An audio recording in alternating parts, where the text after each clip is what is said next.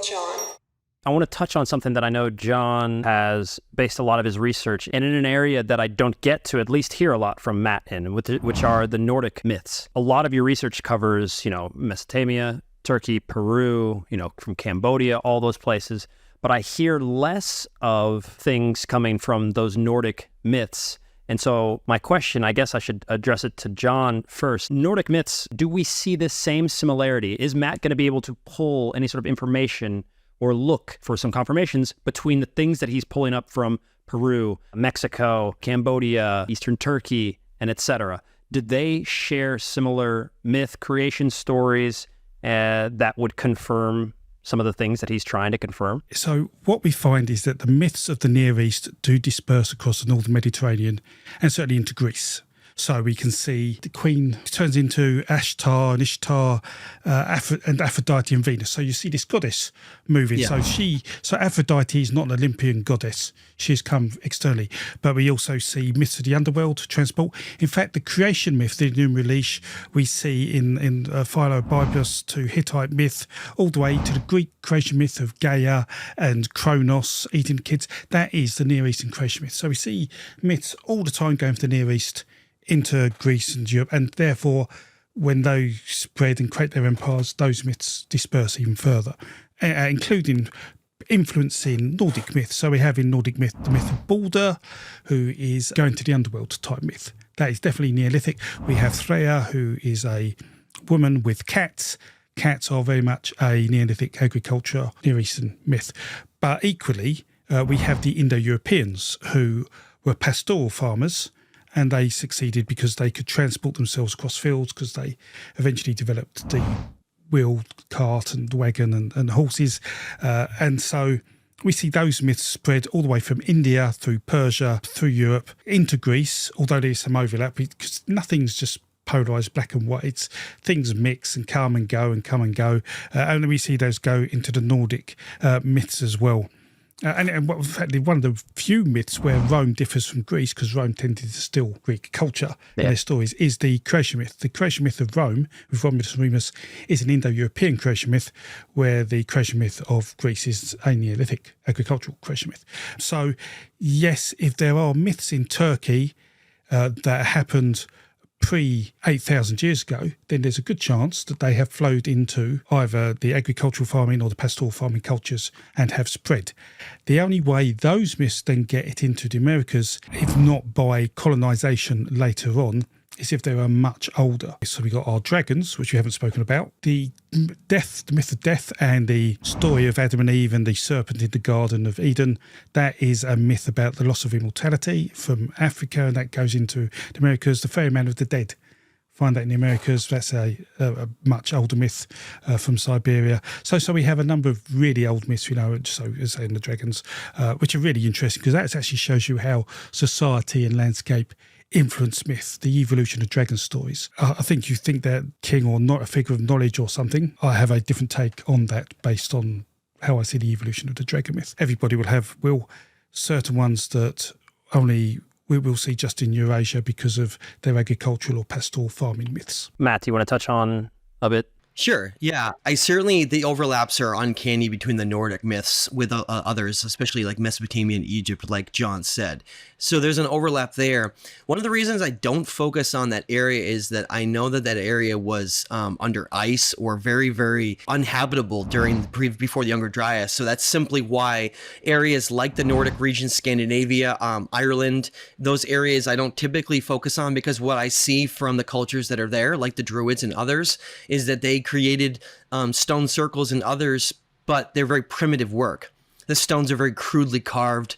They're clearly mimicking an understanding of tracking time and just tracking events, celestial events. Certainly they understood that, but they completely lacked the ability to create anything sophisticated. And that's actually one of the points that I want to bring up, that I think is a bit of a backwards way to maybe help explain, and I won't say prove, but I'll say strongly suggest that the cultures that originally were there, especially like in Turkey and Sumer, were earlier than Younger Dryas. And let me tell you why. If you study the Urartian culture, which is a culture that was around 3,000 years ago, according to mainstream scientists in Eastern Turkey, Armenia region, you'll see that there are heavy overlaps with Akkadian civilizations down to the south. Overlaps to the point where they were at war. They were actually extensively at war. They were fighting a lot. And you learn that, okay, so the Urartian culture was quite a war culture. It was actually an empire. And then you learn about how they treated the gods and how they portrayed them and showed them. What was really interesting actually in studying this, and this is of course the focus of my research, was that a lot of the sites that I believe are pre-Urartian, like Ionis or 𝗃𝗪𝗪 and others, have very specific symbols and depictions that were shown there that have nothing to do with the ideology of the Urartians. Nothing. Which is why it's so peculiar to look at something like how there's no war ever shown in these symbols. In fact, the gods that are there later shown as war gods to the Urartians were like fertility gods of life, bringers of life and other aspects. And aspects of like the tree of life and bringing knowledge for understandings of the law of correspondence and the knowledge of the relationship between the earth, the sun, and the moon, and the cosmos, and our relationship to the entire thing. What I find fascinating is that none of that's shared by the Urartians. If anything, it seemed as though they were building on top of these sacred sites and using these altars and symbols and gods for very bad reasons. Let me give you an example. We found evidence at Ionis of weapons that were there stored in shields and other things, and that they found evidence of swords that had been used in rituals above the altar there to infuse them with the energy of Haldi so that they could win a battle. Okay? And there are depictions from the Urartians of Haldi where he's shown very different than he is earlier. He's got like fire coming out of them. He's got a big spear, and he's basically, he's a war god. But the problem is, though, that's not how they're depicted at all before. In the original stonework of the basalt and andesite, it shows them as being like we see in other parts of the world that are ancient, like in ancient Mesopotamia and Sumer, with these divine tree of life passing the seeds of knowledge with like the hand basket, or even in Lake Vaughan, in case of 𝗃𝗪𝗪 and Ionis, it's like a cup. And every depiction is showing something about balance. The balance of cycles and understanding of how reality works. And so when I was looking into that, I realized that the entire Urartian, not only their building style, but their mentalities of how they treated these symbols and how they treated the understanding of them was almost perverted. It was completely backwards, and they were very disrespectful to all the ancient traditions, and they were using them for their own gain through war and through empire building, and they subsequently just poof disappeared and never existed ever again. And nobody actually knows what happened to the Urartians. But the problem, what I'm trying to bring up here is that clearly it seems that they were very distinctive, different cultures that had built there. One with this very pure, no evidence of war or anything like that in this pre-culture, had built all these beautiful, spectacular sun temples. And then here you have this example with a later culture that's very warlike, that adopts the original symbols and then makes them into their own. But it doesn't make sense to me that those original symbols could have meant what the Urartians had thought they meant, because it wouldn't have jived with what the original message was. So that's actually one of the pieces of evidence that I use to say, look, this is from a completely different culture, because it doesn't share any of the cultural understanding of the Urartians, the abilities of creating and moving stone and the work that they're doing, as well as culturally. It's very interesting that artistically, you can tell a lot about a culture by its type of art and how sophisticated they would leave behind things that were based on cultural advancement. The Urartians were not very artistic.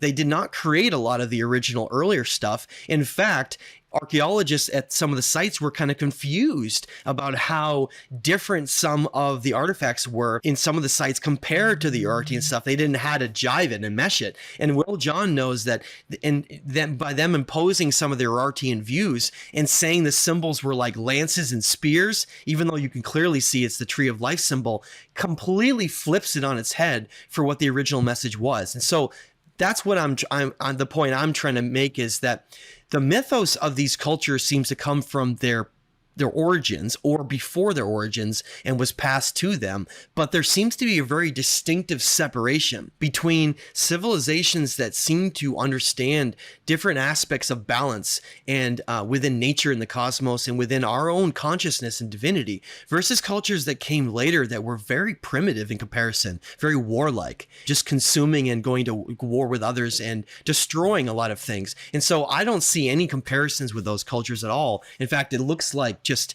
completely different time periods of history. And I know that's not necessarily mythology, but we're looking at a time period of human history that I think is far more complicated than the 6,000 year narrative of a rise of civilization that we're told. So civilization's been going a bit longer than 6,000 years. Disappointed you think that there was a lack of cultural advanced stuff going on in Europe or to India?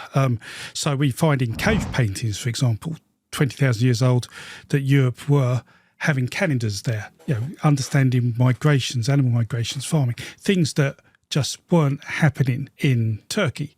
That's kind of art. Now, I'm not saying art didn't exist, but we just haven't found equivalents. So there's a culture there in Europe happening that just is not existing around Armenia and Turkey and those places. Things change. When you're in a society, things change. Now, I'm not overly familiar with the Urartians. I would imagine you know a lot more than me, but I am aware that they had a big sun temple that was destroyed at some point during their sort of 1,000 years of existing, this society. Now, it could be, because I have seen this before, that when a society undergoes a major incident like that, it changes its gods.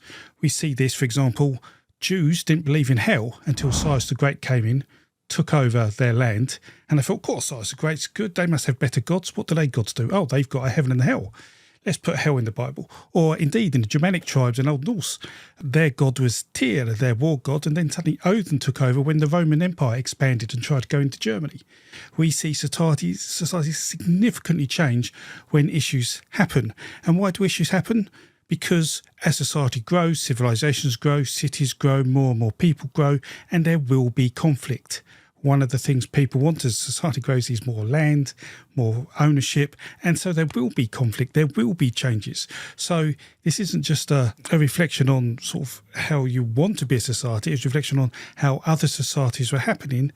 So I think that really needs to be better understood when you're making these arguments, so you can at least say that wasn't a factor in this happening. Because I believe, having seen how societies grow and conflict all the time and how they change, to me, sounds like a catalyst for these things happening. And one other thing actually about the sword and the dagger, that was a key Indo-European cult. There was a cult of the sword, cult of the dagger, and we see this in things like Excalibur, King Arthur, where he throws the sword away. The ownership of a sword and daggers were really key aspects of being a king and a warrior back then, over the last 8,000 or maybe 6,000 years. So, yeah, that's why these things happened. There are cultural traits that existed.